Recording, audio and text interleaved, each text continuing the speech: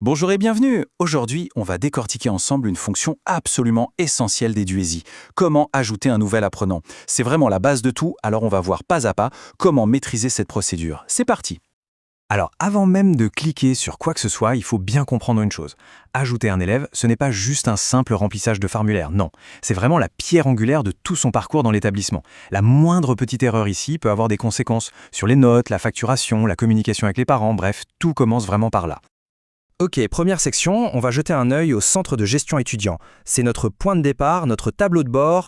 L'onglet étudiant, ce n'est pas qu'une simple liste de noms. Non, c'est un véritable centre de commande. À partir d'ici, on peut bien sûr créer un étudiant, mais aussi modifier son profil, le supprimer, gérer les informations des parents et même ajouter des champs personnalisés si on a des besoins spécifiques. C'est un outil vraiment puissant.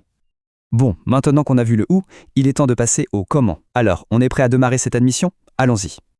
Deuxième partie, démarrer une nouvelle admission.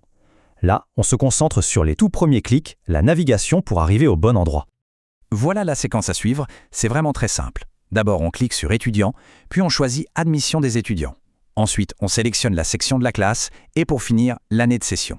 Et voilà, en 4 petits clics, on est exactement là où il faut être.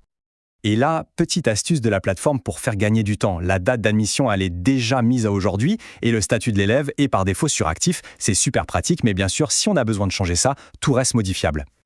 Allez, on attaque maintenant le cœur du réacteur, le formulaire en lui-même. Troisième section, la saisie des informations clés. Logiquement, tout commence avec le prénom de l'élève. Mais attention, ce simple champ, il déclenche un détail financier assez important à connaître. Et le voilà, ce détail. L'enregistrement de l'élève est directement lié à des frais d'inscription annuels de 1000 F. C'est une information financière à bien garder en tête dès le début de la procédure. Après le prénom, on enchaîne avec les informations de base, les grands classiques, le nom de famille, la date de naissance et le sexe. C'est vraiment le trio qui va former la base de l'identité de l'élève dans le système. Pour rendre le profil un peu plus personnel et surtout pour aider les enseignants à mettre un visage sur un nom, le système nous permet de télécharger une photo de l'élève. Par contre, et c'est très important de le préciser, cette étape est totalement optionnelle. La photo, tout comme le numéro de téléphone portable, ce n'est pas obligatoire.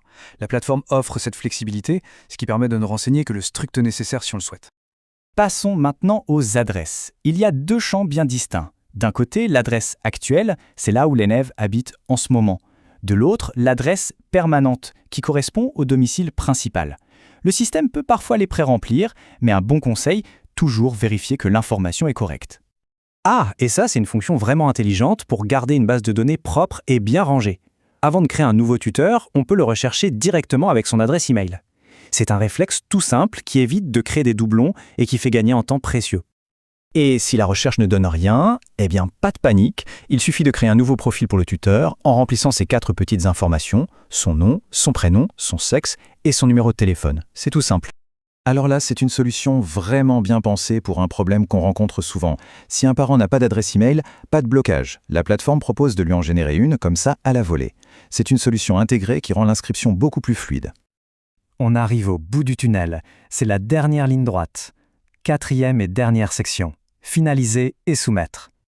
L'action finale, c'est la plus simple et, disons-le, la plus satisfaisante. Un simple clic sur le bouton « Soumettre ».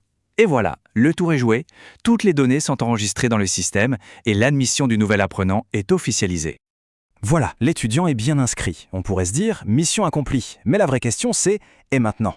Parce que ce profil, ce n'est pas juste une ligne dans une base de données. Non, c'est le point de départ pour la gestion des classes, des frais de scolarité, des emplois du temps. En fait, l'aventure ne fait que commencer. Merci d'avoir suivi cette présentation et à bientôt.